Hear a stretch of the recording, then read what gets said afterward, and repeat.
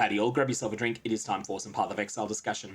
Today was day 4 of spoiler season for 3.19 and the Lake of Kalandra expansion. This is a very, very quiet day, so there's not going to be a long video. The first piece of news was the exact finish time for 3.18 Sentinel League. This is going to be finishing at 3 PM on Tuesday the 16th of August if you are in US PDT. If you're in a different time zone, then you can definitely check out what that's going to be. Like for me, over in Australia, it's going to be at some point on Wednesday morning.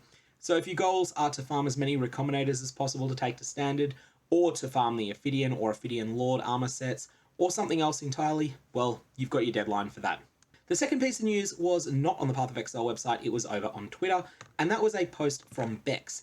Bex has commented here that there are going to be more than 100 unique items that are getting buffed in patch 3.19. We don't know anything about these. What I'm really hoping to see here is that there's about 10 or 20 of these that are really thought out, that are designed to be endgame uniques, like the Brass Dome, which was buffed in patch 3.16. In 3.16, Brass Dome wasn't just really buffed, it was totally overhauled, and it was turned into somewhat of a defensive powerhouse. Not every build wants it, but the builds that want it, it is fantastic on.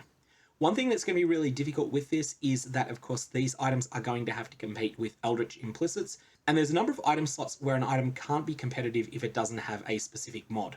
So that's going to make it very difficult for GGG in trying to get these to work. What I hope they manage to do is get 1 or 2 items that they buff to the level of Ashes of the Stars, where they become really, really, really good, and then maybe they're at the point where some point in the future, maybe they'll get toned down a little bit, or maybe they'll just end up being pretty central to that slot for a while. Then I hope they get about 8 or 10 items that they manage to successfully raise to about the power level of the Brass Dome, which is a really good item that's not perfect, but is very good for a lot of builds, and it's something that is quite hard to progress beyond.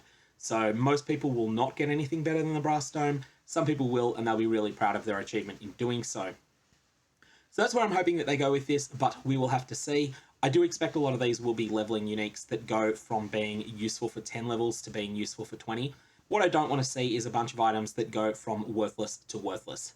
Anyway, that's all it was. I said it was going to be a quick one. May your Varlobs have interesting results.